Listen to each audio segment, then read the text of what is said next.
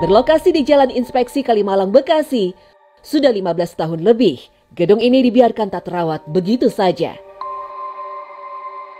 Padahal, menurut cerita, kawasan ini dulunya sangat ramai. Hingga suatu saat, keangkeran mulai timbul dari relung-relung gedung kosong ini.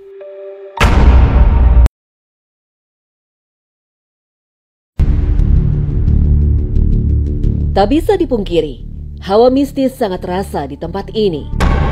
Meski berwarna biru cerah, namun atmosfer horor sangat terpancar dari gedung yang dibangun tahun 1990-an tersebut. Meski awalnya tak bernama, warga menyebutnya dengan Gedung Biru. Dari cerita masyarakat, aktivitas gedung ini hanya bertahan sekitar 20 tahunan. Pemilik perusahaan tak pernah kembali sejak perusahaannya bangkrut. Seluruh karyawan diberhentikan. Tidak ada lagi aktivitas di gedung ini. Dibangun tahun 1988, dibikinlah buat pabrik sepatu. Berjalan sekian tahun ya karena mungkin bagaimana ya, kolab, ditinggal kabur lah sama pengusahanya tuh orang Korea, pindah ke Vietnam.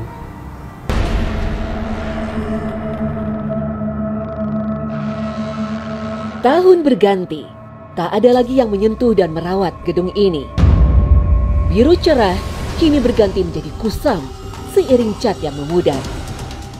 Ilalang mulai menutupi area gedung. Air yang menggenang di lantai 1 membuat suasana gedung biru semakin dingin dan mencekam. Saat menaiki lantai 2, terdapat sebuah lukisan wanita di tembok dan ada dupa di bawahnya. Siapa yang membawanya? Area sekitar gedung kini pun sudah berubah menjadi lahan parkir bagi kendaraan. Beberapa supir sering beristirahat di tepi rawa untuk memancing. Tidak jarang dari mereka sering mengalami hal-hal aneh di seperti supir towing yang satu ini. Ia sudah lebih dari 5 tahun tinggal di sini. Sering mengunjungi gedung biru di waktu siang ataupun malam hari, membuatnya sudah beberapa kali mengalami hal-hal yang janggal. Kalau yang kayak penampakan itu ya cuman kayak bayang-bayang aja gitu Mbak. Kayak ada yang terbang gitu. Terus kalau pas lagi loading itu ya kayak bayangan hitam gitu, jadi ngegantung di rak mobil itu. Kalau yang tingginya sama gedung ini itu udah lama Mbak posisinya.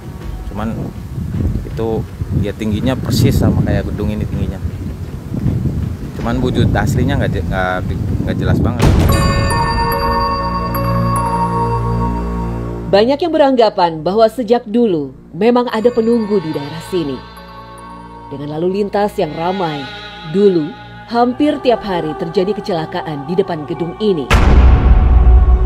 Namun anehnya, semenjak gedung tersebut terbengkalai, tingkat kecelakaan berkurang dan tidak terjadi setiap hari lagi. Kini, banyak pengendara yang membunyikan klakson ketika lewat di malam hari.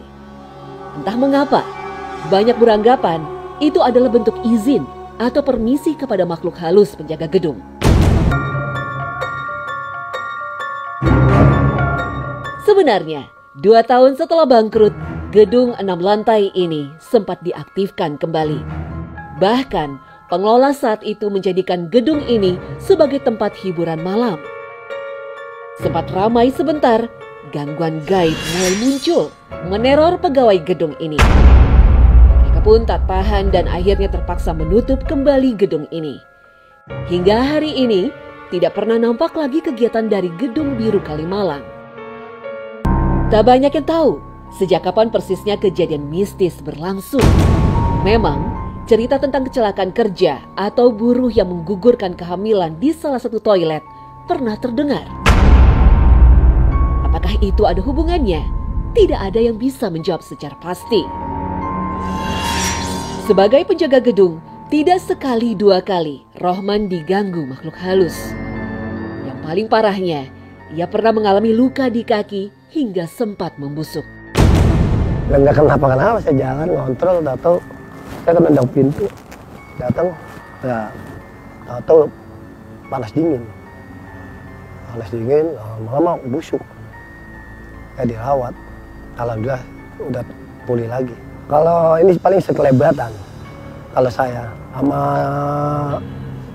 berisik, suara suara besi lah bunyi kelutang, terus kalau malam suka ada gamelan, itu aja. Kalau saya sih belum pernah dilihat, tapi suara aja kalau dilihatin enggak. Di masa jayanya, gedung ini bisa menampung ribuan karyawan pabrik sepatu. Dulu, ratusan pasang sepatu kualitas ekspor bisa diproduksi setiap harinya. Tapi kini, aura kejayaan itu tak nampak sama sekali. Hanya hawa mistis yang membuat bulu kuduk berdiri. Sampai saat ini, cerita horor Gedung Biru Kalimalang masih menjadi misteri.